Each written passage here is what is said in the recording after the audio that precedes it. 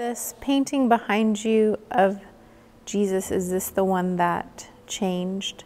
Yes, yes. This painting of Jesus, you know, this one had two really big encounters with it because it was so hard, you know, to pull it into the physical was very difficult, you know, asking for more raw talent.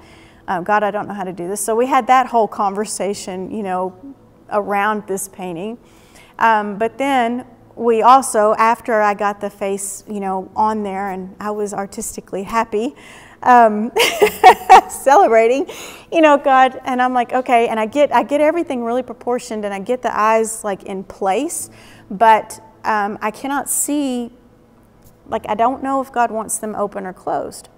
And usually the paintings are very, it's hard to describe, but they're visionary, they're very clear. They come, you know, it's like a download of a picture. They come very clear with details, you know, ironed out and laid out, you know, so artistically I know how to create that.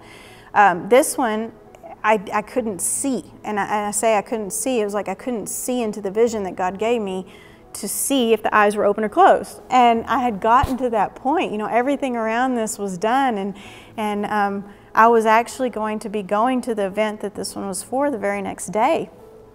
So, I mean, everything's packed except this painting because it's sitting down in the basement, sitting on the easel with, like, poor Jesus has, like, you know, eye sockets, and that's it. And I'm like, okay, you know, and I've walked with the Father long enough to know that, you know, He will tell me this is a trying and testing of my, you know, faith here. And, you know, He's putting me out there again to, like, partner with Him in even greater way, you know, to have faith that, you know, I may have to actually do this in person. I may not know. And so you have to let go a lot of your, you know, and I don't want to say pride, but just artistic control. Control, that would be a good word. You have to let go of that because that He doesn't want you to, that's not what the assignment is on that day. And so I showed up, and still I had it prepared that the eyes could be painted open and the eyes could be painted closed. And I actually had two palettes. I mean, it's like down to the wire. This painting was the last one of the weekend. You know, giving God plenty of time to tell me what to do. You know, okay, maybe this is good enough. I'm actually on site. Maybe He'll tell me, nope, nope, nope.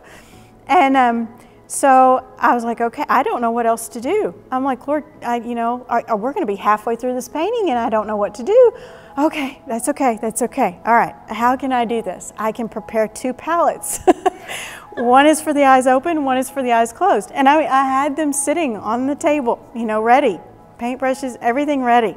And you know, I remember before that worship set opened that night, you know, and I'm standing there, and I'm like, anytime you want to share this, it'd be great.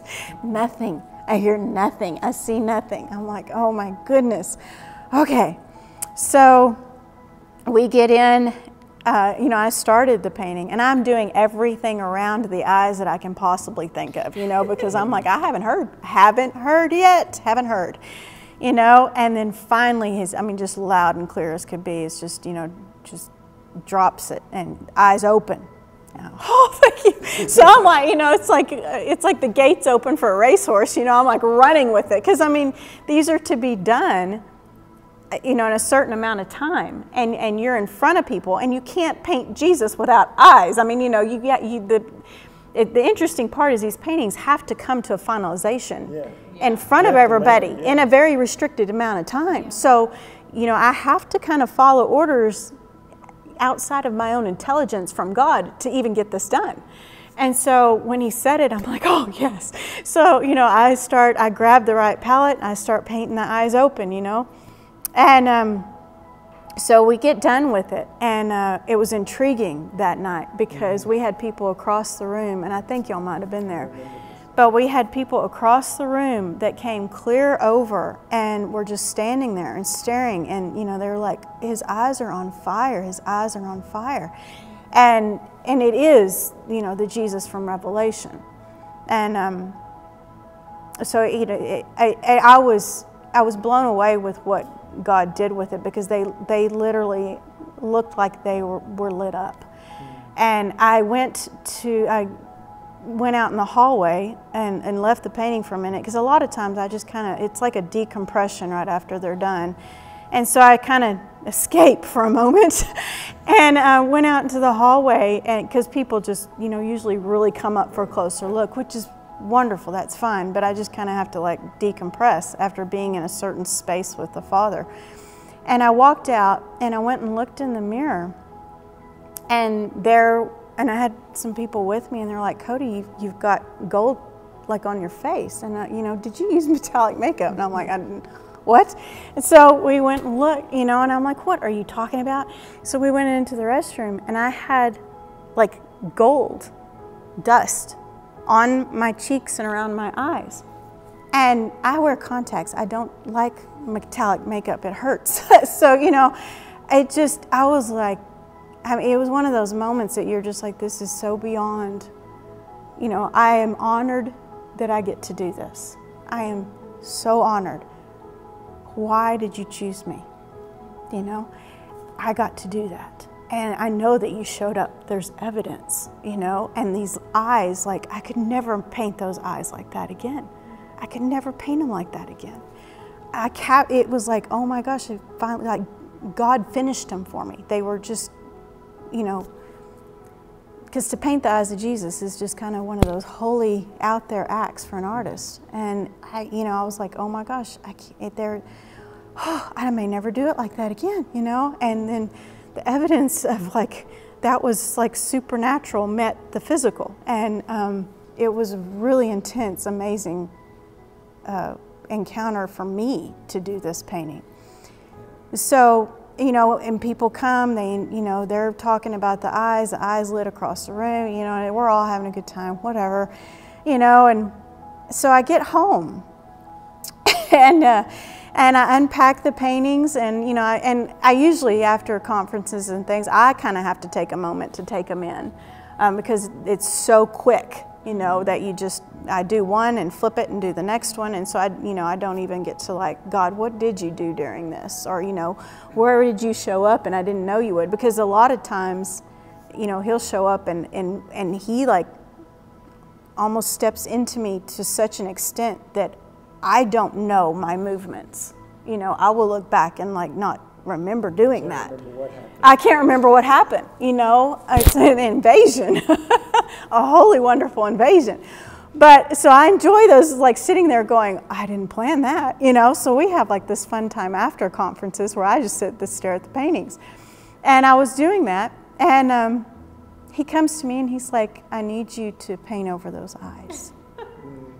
And he said it so kindly. God is incredibly kind. Because I had a really hard time. It hurt.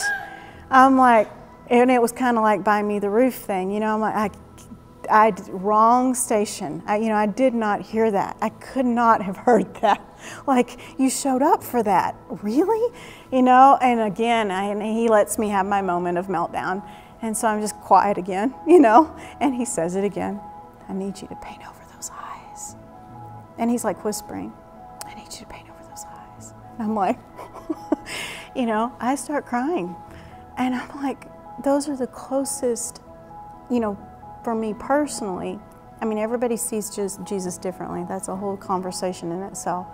But the eyes of Jesus in that painting were the closest that I had personally encountered his eyes. And so I was just like, the air left me. I can't.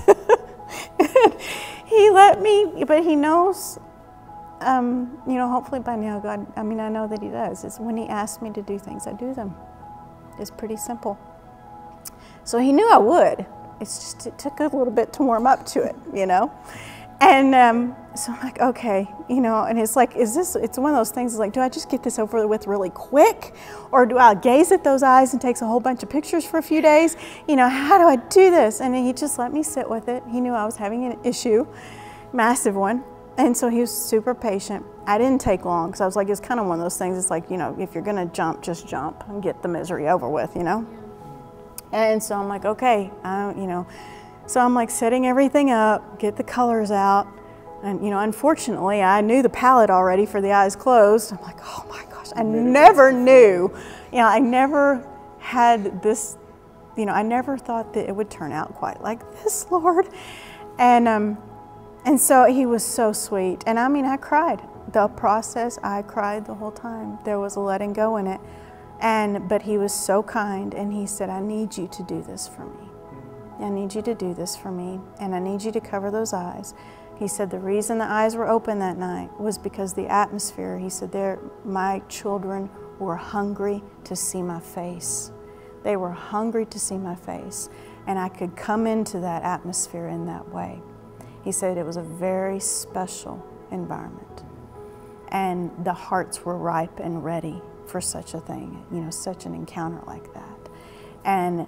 But he said that was like a sacred, secret, you know, pray in your closet kind of moment, and I need you to undo that now and cover that up, because I need my children, I want my children to be that hungry for my face. But if it's so easy to see, and they don't kind of have the mystery of what do the eyes look like, that even in their hearts they're not searching for the face of God. And so he said, I need the mystery to remain there. And I'm like, okay, this hurts. But, you know, I did, because he asked.